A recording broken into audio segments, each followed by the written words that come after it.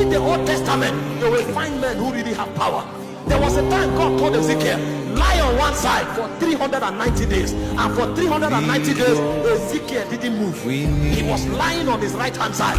When he finished, and you thought he will go on holiday, God said, turn to the other side. And he lay there for 40 days. A man was interceding for 430 days. That man is stronger than who raises the dead. Because a man who can bring his body under subjection is stronger than the man who can take a city. And so when he was saying be strong in the Lord, he was talking about an unleashing of a power that is on your inside. There's a power you have that can make you tarry in God's presence until you become like Mount Zion that cannot be moved. Did you notice what happened in the book of Ezekiel? After Ezekiel stayed there for a long time, Ezekiel didn't need to go out anymore. Anytime Ezekiel wants to go out, he will say, the Spirit of the Lord took me by the lock of my hair and carried me. Ezekiel began to travel in the Spirit, because he tamed his body to a point where his spirit could come out of his body at will. It's a dimension of power that makes a man becomes invincible. We are too distracted by the world system.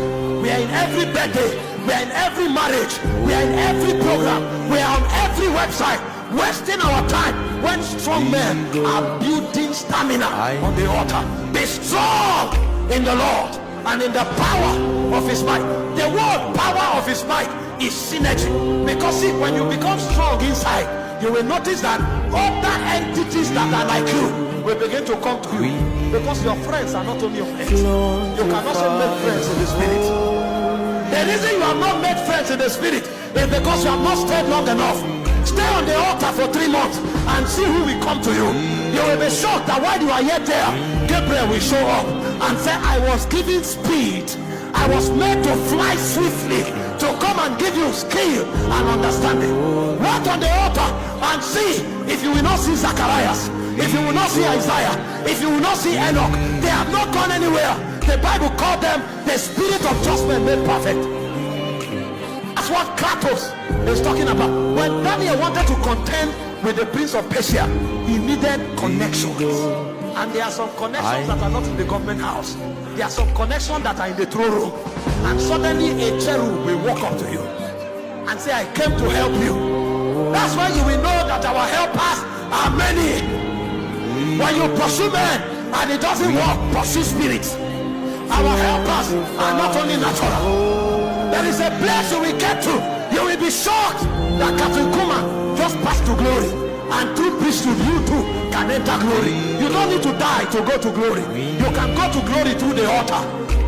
One can go through dying, another can go through the altar. And when synergy is achieved, something will change. Did you not read about Jesus? The Bible said in Matthew 17 verse 2, after 8 days, he went to the mountain to pray.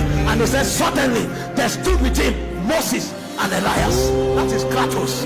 When that man comes down, he can take a territory, because it's no longer one man. He is one man, but he's fighting with the strength of many. There are many prophets that walked in Kenya before now. When you pray and you don't know what to do, stay there. The prophet that conquered Kenya 20 years ago can still come back to tell you what he did to subdue the Kenya of 20 years ago. The power of his might. The earth is a distraction. This world is too noisy. See, sometimes you need to hear stories of witches and understand what they do. A witch can go on 100 days fast, not looking at the sun, to be able to meet a demon that has wickedness enough to afflict with death. A witch can be indoors for 8 months, and that witch may only drink water and maybe light food once in a day. And for 8 months, that witch will not step out, because the witch is preparing herself to meet the devil. And a principality will come to that witch and empower that witch to be able to subdue system. And so that witch doesn't need religion. If he enters your office and you don't have the stature to dethrone her, the day she enters that office, that day you will leave that office, because of the weight of her priesthood. She came with 8 months of fasting. She came with 8 months of intercession. She came with 8 months of communion with demons. You are strolling about on Twitter and on Instagram, and you put your hands in the pocket. You want to fight a witch that has more education in the spirit than you. We have all the advantages, but we are illiterate in the spirit. And the reason is because we have not waited long enough.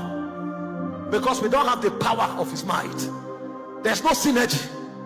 Do you know how many intercessors can bring down Kenya? Do you know how many angels must be deployed for Kenya to be won? What is the spiritual strategy? How many men are even aware? Before the Holy Ghost came down, they needed 120 intercessors. They knew. And so they gathered in the upper room. When the time was right, the Holy Ghost came down. How many intercessors are needed to take Kenya? How many angels are needed to trigger the revival in Kenya? How many hours of prayer is required? How many quorum is needed in the throne room? What is the weight of litigation required for Kenya to appear before God? You don't read that in the book. It is shown to you.